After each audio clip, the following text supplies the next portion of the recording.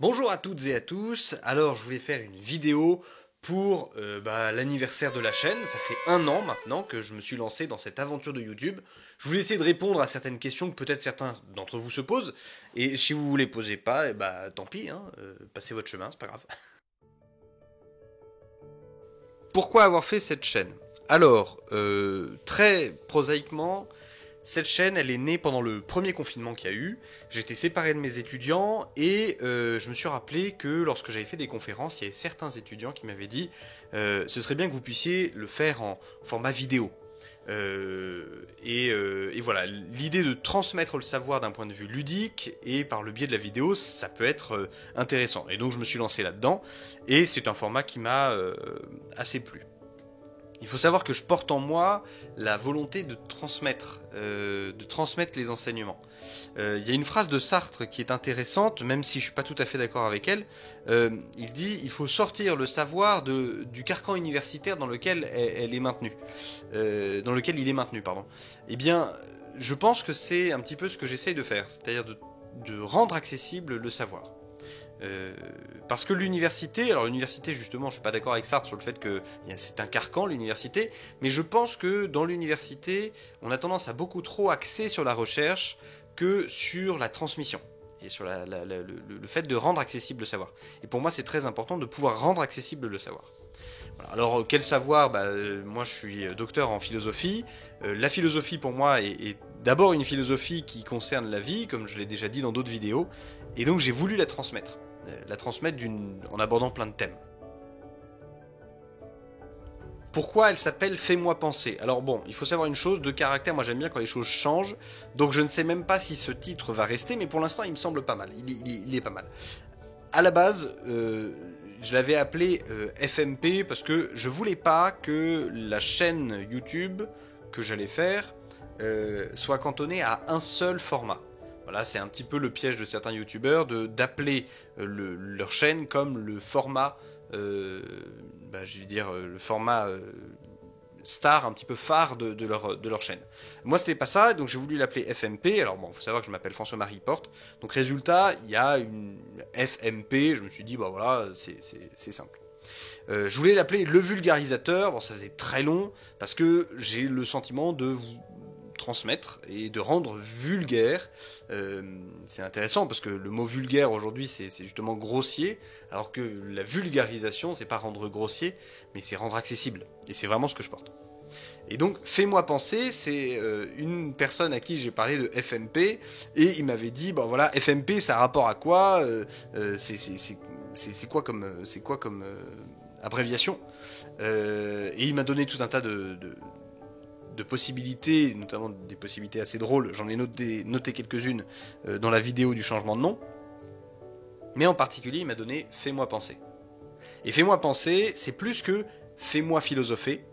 C'est Fais-moi penser. Déjà, premièrement, vous savez, quand on dit, par exemple, bon, tu me feras penser, tu me rappelleras, tu me feras me souvenir de quelque chose d'important, parce que tu penses que c'est important. Eh bien, Fais-moi penser, c'est que cette chaîne, tout ce que je vais essayer de transmettre dans cette chaîne, c'est ce qui me semble important. Voilà, ce qui me semble important et qui n'est pas du détail.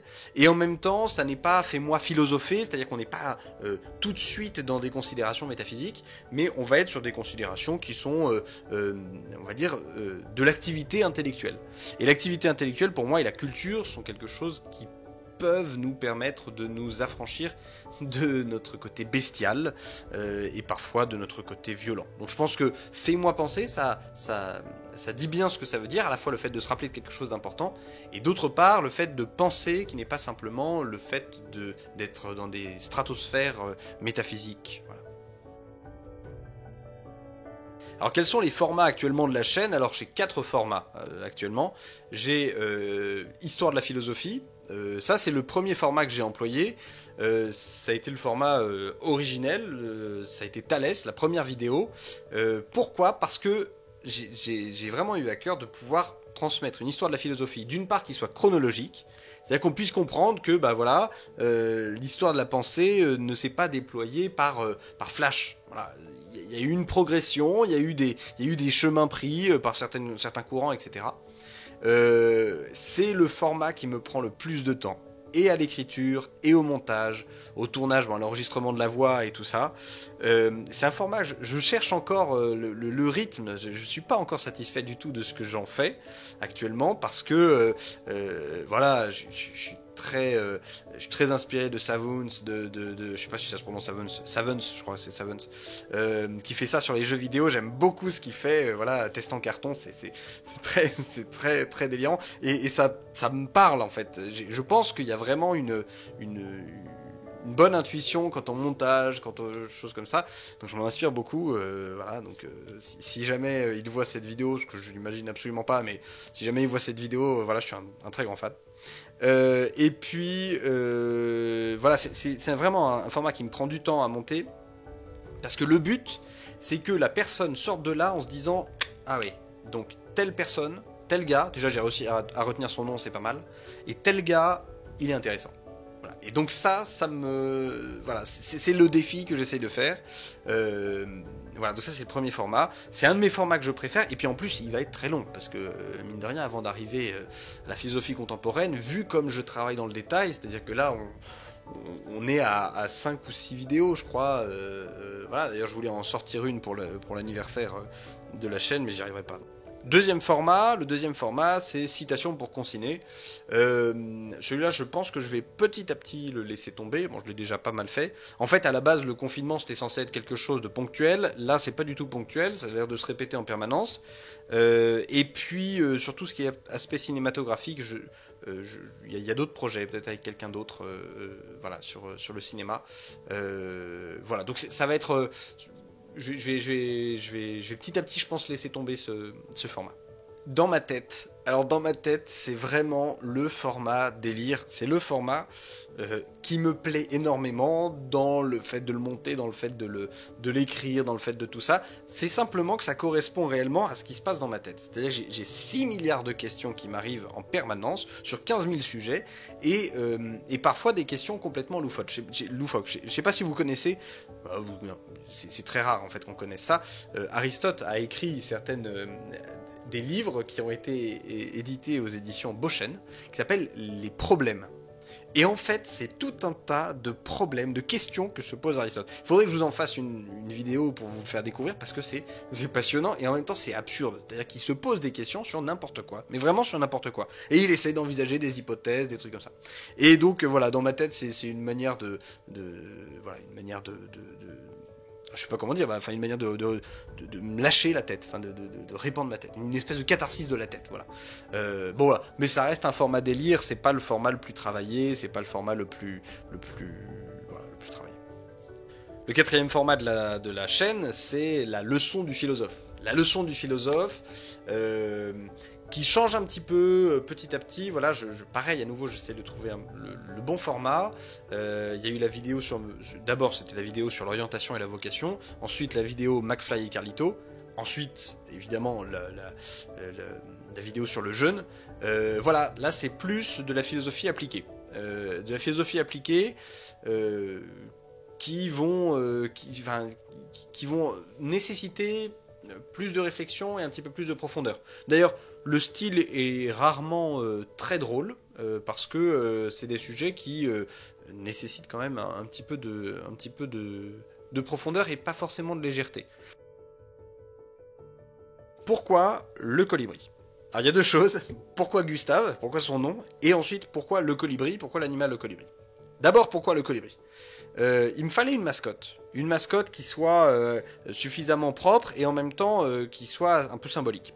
Et donc, m'est revenu quand je commençais à penser à l'idée de la chaîne YouTube. En fait, le confinement pour moi, ça a été assez compliqué dans le sens que ça avait, c'est-à-dire que j'avais mes étudiants moi, qui se retrouvaient à avoir des cours en visio en permanence. Bon, pour la plupart des personnes maintenant c'est quelque chose de normal, mais moi sur le moment je me suis dit mais mince quoi, enfin les étudiants sont coupés du savoir, coupés de leurs professeurs, coupés de tout ça, et ça me pose vraiment problème. Qu'est-ce que je peux faire ? Et à ce moment-là, j'ai repensé à un conte, je sais plus d'où ça sort ce conte-là, et je vais vous le résumer. C'est qu'en gros, il y a un incendie dans une forêt, et puis les animaux paniquent, voilà, tous, et puis ne savent pas quoi faire, et finalement ne font pas grand-chose. Et puis il y a un colibri qui se ramène, et puis qui prend un petit peu d'eau dans son bec, et puis qui essaye d'éteindre l'incendie avec sa petite gouttelette d'eau là qu'il a récupérée. Et tout le monde lui tombe dessus en disant mais tu penses vraiment que ça va arrêter l'incendie? Et il dit bah voilà, moi je fais mon rôle, je fais ma tâche. Voilà. C'est-à-dire que je suis petit mais en tout cas je fais ce que j'ai à faire. Et vous qui êtes un peu plus gros vous le faites pas forcément. Et donc voilà, je me suis dit bah voilà, un colibri ça peut être intéressant parce que avec cette chaîne YouTube c'est pas grand chose, c'est une goutte d'eau dans un désert comme dirait Tolkien hein, quand il parle du Seigneur des Anneaux, une goutte d'eau dans un désert. Et bah ouais, mais c'est ce que je peux faire. Voilà, donc c'est ce que j'ai décidé de faire. Donc c'est pour ça que c'est un colibri. Pourquoi Gustave? Alors là, c'est un hommage à Gustave Flaubert. Parce que pas du tout. Pas du tout. Pas du tout. C'est pas du tout un hommage à quelqu'un à un écrivain très grand. Non, en fait, c'est un hommage. Je pense que l'étudiant en question ne le sait pas, l'étudiante en question ne le sait pas. C'est un hommage à une des étudiantes de la première promotion que j'ai eu à m'occuper.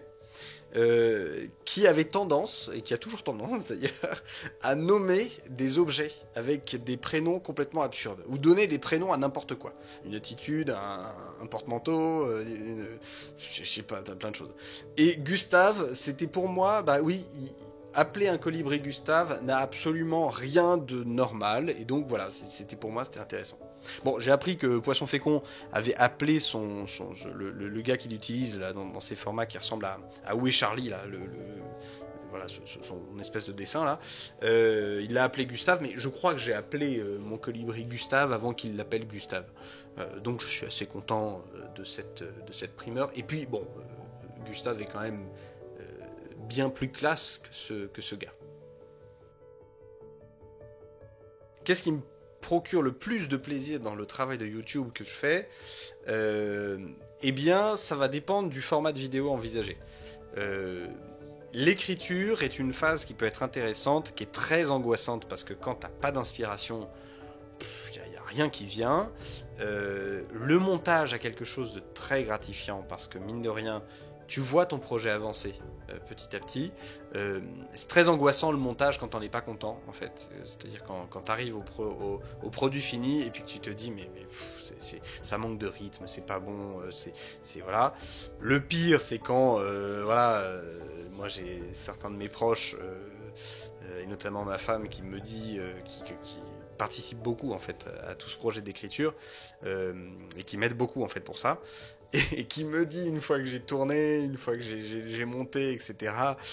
Alors là, t'as fait une faute de français, ou alors là, là, tu vois, au niveau de la prononciation, ça fait bizarre, etc. Alors que tout est déjà fait.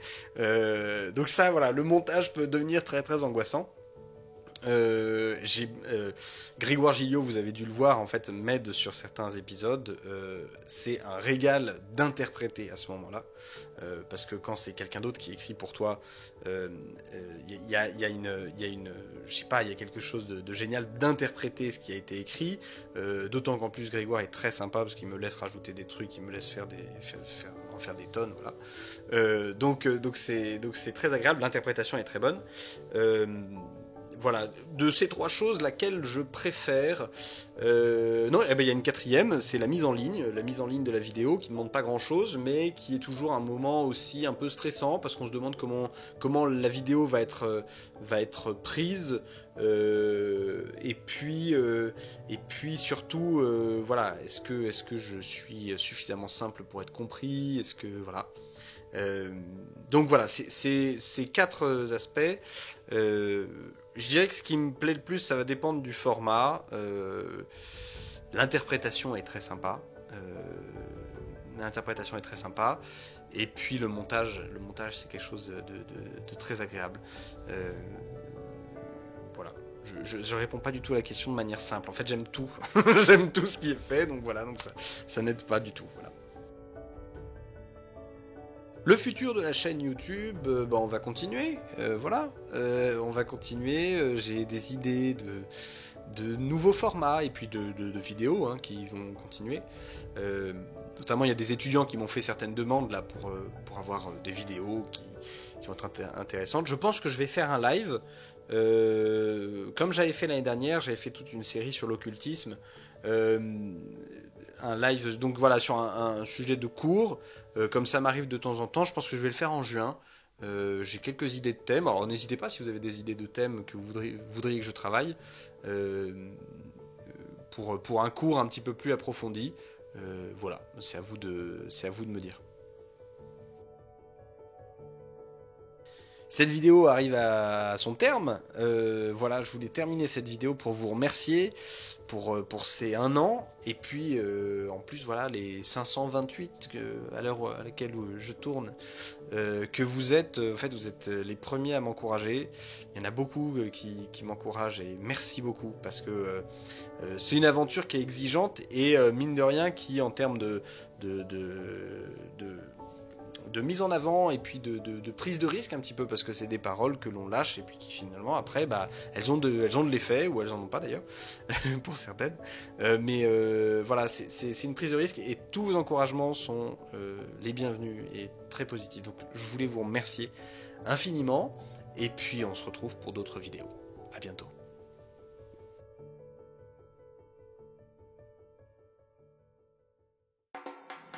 Tu peux t'abonner et rejoindre le ghetto. Tu peux commenter l'ensemble des vidéos.